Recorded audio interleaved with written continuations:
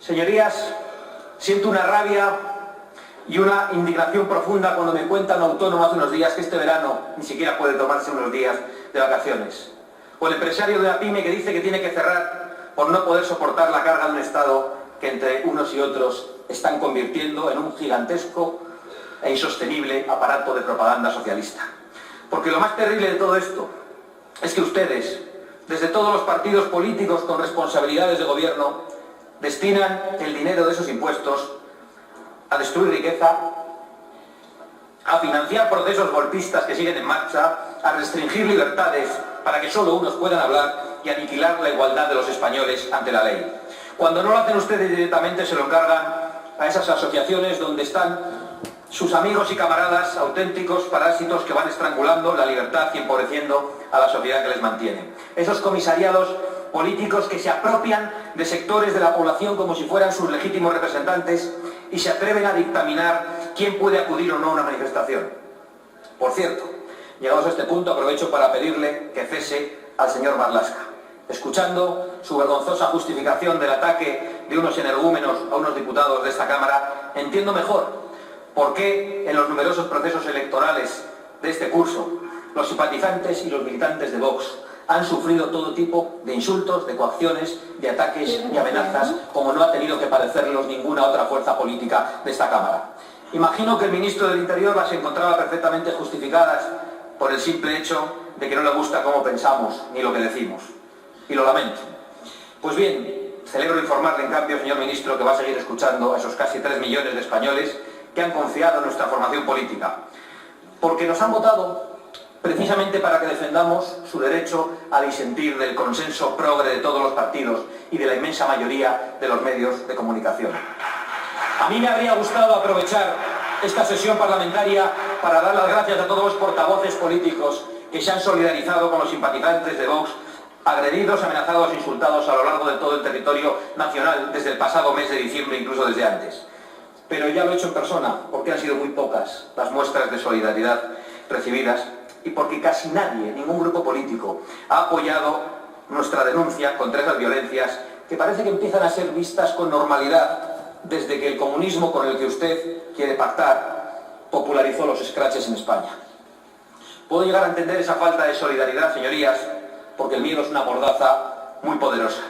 Pero deben entender los que hoy callan que ese violento apartheid que ahora sufre Vox, este permanente linchamiento mediático y este acoso callejero, es en realidad el linchamiento y el acoso a la democracia, al derecho a disentir, a la libertad de pensar de forma distinta y al deber de rebelarse frente a quienes pretenden imponer un discurso totalitario. Sobre los ataques que hemos recibido durante este curso, debo añadir que fueron instigados por varios miembros de este Parlamento. Uno de ellos llegó a decretar la alerta antifascista, para convertir a nuestros votantes en una especie de monstruos nazis a los que habría que exterminar, y a pocas horas se recibían agresiones en nuestras sedes. Haré una confesión de la que no estoy particularmente orgulloso. Durante un momento se me pasó por la cabeza decretar una alerta anticomunista en Galapagar. ¿Qué habría pasado, señorías? No lo sabremos. Y no lo sabremos porque nosotros, los en teoría violentos, intolerantes, xenófobos, machistas y homófobos, y todas esas lindezas que nos dedican, tenemos mucho más sentido de la responsabilidad y respetamos las leyes y la libertad de la gente.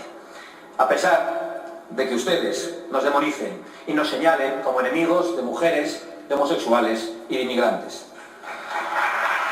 Por cierto, que un diputado comunista ha dicho que bajaríamos a esta tribuna los de Vox después de oír las supuestamente durísimas intervenciones del Partido Popular y Ciudadanos, que bajaríamos con las pistolas a esta tribuna. Y lo ha dicho segundos después de reivindicar a Indalecio Prieto, que en 1934 sacó una pistola en este hemiciclo, la martilló y amenazó al diputado Jaime Oriol. Como siempre, una doble vara de medir. Puestos a contar verdades tan evidentes como silenciadas, señorías, permítame compartir con ustedes lo que muchos españoles piensan. Las voceras del feminismo supremacista no hablan en nombre de todas las mujeres, sino en nombre de su propia ideología, que es una ideología totalitaria y, por cierto, también suicida. Los colectivos LGTBI que atacaron a los representantes de Ciudadanos no hablan en nombre de todos los homosexuales, sino de aquellos que han hecho un negocio de dinero y de poder para hablar en nombre de ellos. Las organizaciones no gubernamentales, pero siempre mantenidas por los gobiernos, ni representan a los inmigrantes, ni los salvan en el Mediterráneo. Bien al contrario, en muchas ocasiones son la colaboración necesaria con las mafias que se lucran con el tráfico de seres humanos. En realidad ni siquiera los animalistas hablan en nombre de los animales, a pesar de su discurso tan irracional y tan totalitario. Señorías, Vox ha llegado hasta aquí, entre otras cosas, para denunciar esta ficción política que ustedes quieren instalar, por la cual unos pocos se arrogan la representación de todos con el dinero público de todos los españoles, incluso de aquellos a los que quieren amordazar. Acéptenlo y vayan acostumbrándose. Vox ha venido aquí para quedarse. Vox representa también a muchas mujeres que no piensan como ustedes. Vox representa también a muchos homosexuales que no piensan como ustedes. Vox representa también a muchos vascos y a muchos catalanes que no piensan como ustedes. Y Vox representa, en definitiva, a millones de españoles que simplemente no piensan como ustedes y que están hartos de que todos ustedes les digan cómo tienen que pensar, lo que tienen que decir y lo que tienen que hacer. Y todos esos votantes de Vox,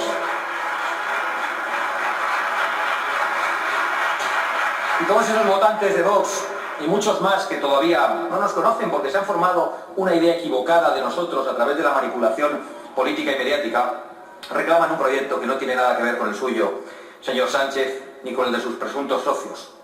Son españoles que exigen el restablecimiento del orden constitucional en Cataluña, la disolución de los partidos golpistas y la ilegalización de cualquier proyecto separatista de ruptura de la unidad nacional y de la democracia. No podemos permitir que los enemigos de la unidad nacional y de la democracia sigan utilizando los instrumentos del Estado para atentar contra la soberanía nacional. Son españoles conscientes del disparate económico y que entienden que hay que recuperar, por ejemplo, competencias en educación y en sanidad como primer paso para la igualdad de todos los españoles en todo el territorio nacional y de la reversión del Estado de las autonomías. Son españoles hartos del infierno fiscal y que piden una bajada de todos los impuestos que no se pueden eliminar, y que serían muchos si suprimimos las subvenciones a partidos, a sindicatos, patronales y el derroche general del gasto político. Son españoles que crean empleo a pesar de las trabas administrativas, las que ya hay y las que usted ha anunciado. Son españoles que no encuentran empleo o que para hacerlo tienen que aceptar condiciones de semiesclavitud que no va usted a arreglar con ese estatuto de los trabajadores que anunciaba esta mañana, porque no habrá más empleo aquí mientras nuestras industrias y nuestro campo tengan que seguir compitiendo con productos que se han hecho en otros países que no tienen condiciones laborales ni derechos laborales. Son españoles que requieren una agenda política destinada a promover la cultura de la vida frente a la cultura de la muerte, porque ya nos ha avanzado usted sus planes para afrontar el envejecimiento de la población. Una ley de eutanasia. También decía que quiere una España que sea el mejor país para ser niño, desde el derecho a la educación al derecho a jugar. Le faltó decir el derecho a nacer, señor Sánchez. Son españoles que reivindican el derecho de los padres a elegir la educación de sus hijos y que se respete profundamente a la familia. Son también españoles de campo que ven amenazadas sus formas de vida, que ven amenazadas sus tradiciones. Son españoles que quieren un plan hidrológico nacional para que el agua de España sea de todos. Son españoles que quieren libertad para ir a los toros o para no ir, que quieren libertad para ir a cazar o para no ir, pero que no tienen que aguantar que unos fanáticos subvencionados les demonicen y les llamen asesinos. Son españoles que quieren seguir siendo españoles y gozar de libertad y de igualdad en todo el territorio que comprenden nuestras fronteras, y que exigen que los políticos se ocupen de los problemas realmente importantes, como por ejemplo el suicidio demográfico que estamos viviendo. Señorías, ¿cómo es posible que el fenómeno más crucial, que más va a condicionar el futuro de nuestro pueblo, que afecta por ejemplo al sostenimiento del sistema público de pensiones o a la supervivencia misma de nuestra cultura, no haya suscitado aquí, a lo largo de todo este tiempo o en el día de hoy, un gran debate ni se hayan propuesto soluciones de urgencia? Sé que algunos, por una mezcla de pereza y de irresponsabilidad, no están preocupados. Lo resolveremos, dicen, con la inmigración, que es el gran conejo que se saca de la chistera. 270.000 nuevos inmigrantes cada año durante 20 años es la disparatada cifra que manejan algunos insensatos.